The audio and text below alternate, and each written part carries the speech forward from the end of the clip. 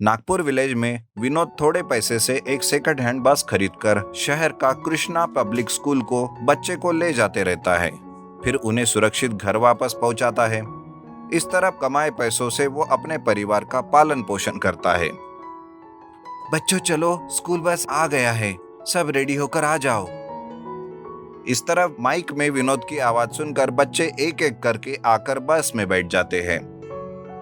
Good morning बच्चों। Good morning uncle. बच्चों को गिनकर तसल्ली करके वहां से वो निकलता है। गांव से टाउन जाने के लिए 1 घंटे का समय लगता था और रास्ते में एक जंगल भी था। वहां बहुत सारे चोर फिरते रहते थे। तभी किट्टू कहता है, ड्राइवर अंकल सावधान, हम लोग अभी जंगल में जा रहे हैं ना। बच्चों डरो मत, हिम्मत से रहो।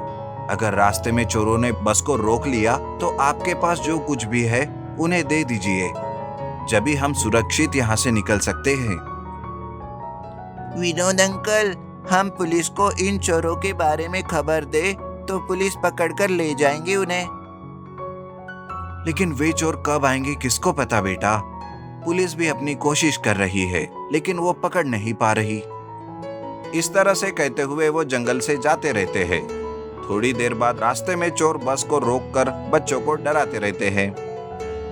बच्चों, हर दिन अपने मम्मी पापा से पैसे मांग कर लाना, वरना 100 हंटर के मार लगेंगे तुम्हें। इस तरह वो डराते हैं। स्कूल में बच्चे कुछ खरीद कर खाएंगे ऐसा कहकर उनके माँ बाप भी उन्हें पैसे देते हैं, लेकिन बच्चे वो पैसे उन चोरों को देते रहते हैं। किसी के पास पैसे नहीं होते तो उस दिन वो बच्चा स्कूल नहीं आता था।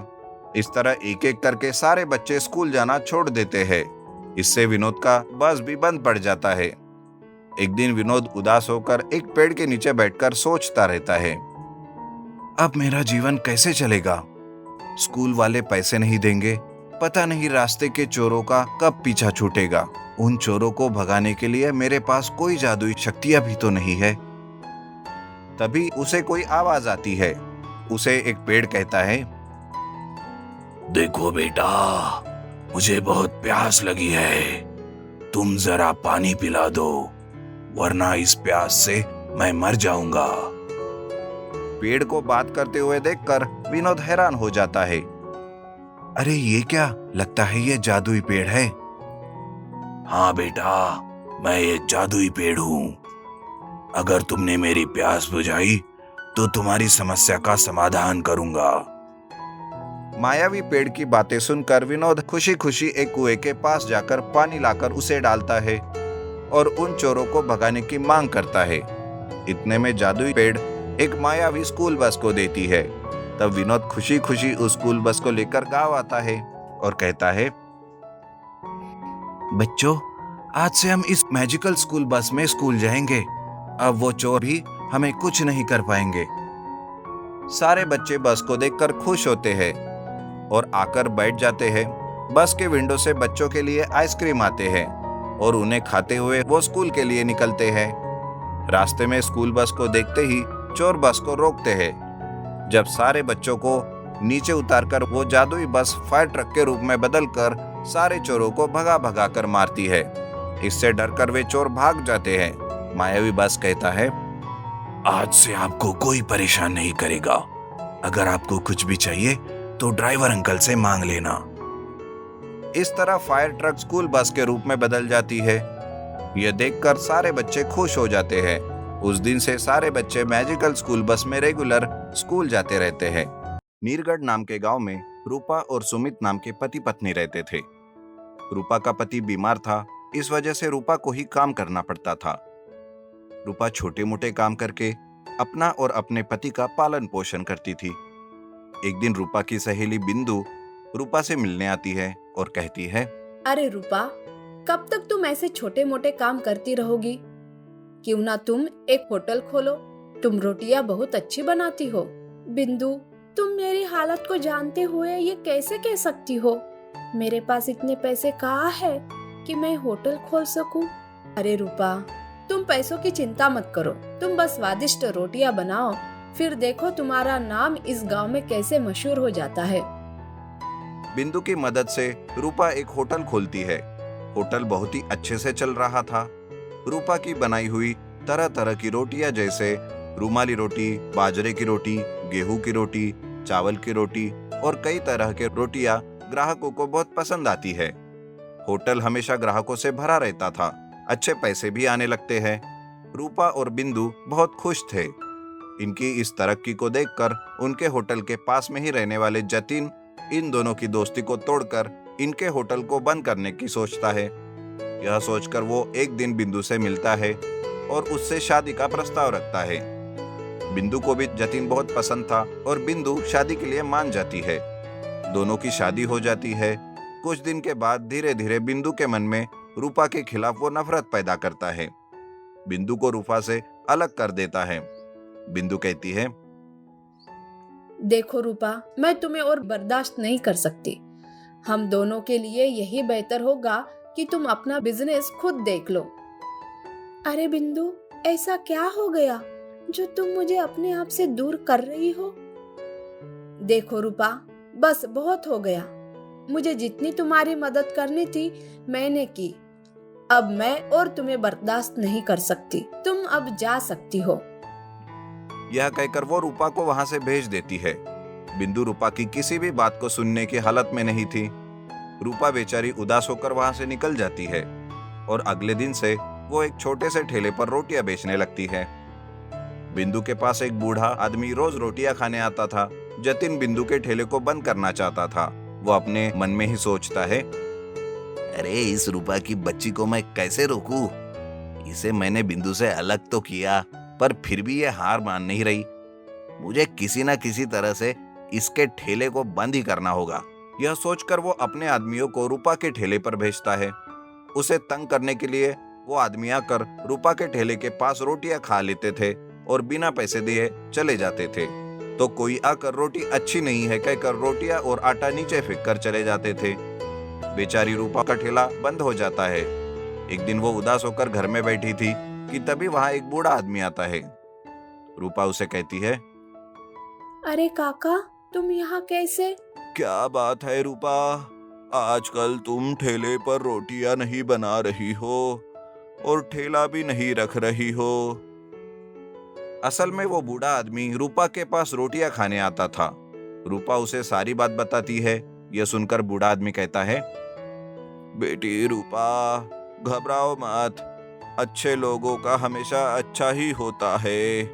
मैं एक साइंटिस्ट हूँ बेटा, मैं तुम्हारी मदद करूंगा। मैं तुम्हें एक रोबोट बना के दूंगा जो तुम्हारे काम में तुम्हारी मदद करेगा। वो इंसानों जैसा नहीं है जो लालच में आ जाए। ऐसा कहकर वो साइंटिस्ट रूपा को एक रोबोट देता है। रोबोट को देखकर रूपा साइंटिस्ट का धन्यवाद करती है। वो रोबोट रूपा को उसके ठेले पर उसके काम में मदद भी करता है। ठेले पर रोबोट को देखकर लोग आश्चर्यचकित होते हैं। रोबोट ग्राहकों का अच्छे से स्वागत करता है। वो उन्हें रोटियां परोसता था, उनसे पैसे लेता था। सुमित फिर से अपने आदमियों को वहां भेजता है। एक आदमी कहता है, अरे रूपा, क्या बात है, तुम्हारी रोटियां नहीं बिक रही है, इस वजह से इस लोहे के खिलौने को रखकर रोटियां बेच रही हो क्या? रोबोट रोटियां लाकर उस आदमी को परोसता है। रोटी खाकर वो आदमी बिना पैसे दिए जा रहा था कि तभी रोबो उसे रोक लेता है। वो कहता है, पैसे दो और यहाँ से जाओ। पैसे? कैसे पैसे? अरे चल हट, लोहे के डिब्बे कहीं के। यह सुनते ही रोबोट उसकी अच्छे से धुलाई करता है और उसके जेब से पैसे निकालकर रूपा को रोटियों के पैसे देता है और बाकी के पैसे उस आदमी के ही जेब में रख देता है। वो आदमी रोबोट के हाथ से मार खाकर लंगड़ाते हुए वहां से भाग जाता है। फिर दूसरा आदमी आता है। वो रूपा के रोटियों को नीचे फेंक देता है। रोबोट उसकी भी खूब धुलाई करता है।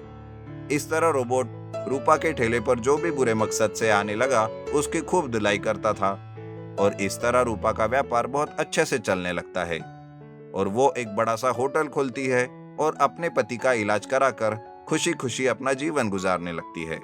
बल्लार शाह नाम के गांव में राजकुमार नाम का एक लड़का रहता था। राजकुमार के पिताजी साल 1950 में रेलवे में काम करने लग गए थे। हाल ही में उसके पिताजी दामोदर का देहांत हो चुका था।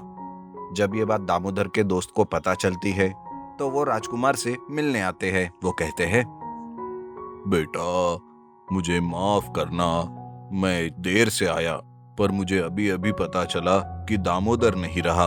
अपना ख्याल रखना बेटा, और किसी बात की जरूरत हो तो बेझिझक बोलना। ऐसा कहकर दामोदर का दोस्त दामोदर के तस्वीर को प्रणाम करके वहां से चला जाता है। कुछ दिनों बाद राजकुमार के दोस्त की शादी रहती है। तब राजकुमार का एक दोस्त आता है और उसे कहता है, अरे यार की शादी है, पर समझ नहीं आ रहा है कि कैसे जाए शादी में। हाँ यार, अगर एक कार होती तो हम आराम से जा पाते। तभी राजकुमार को एक आइडिया आता है।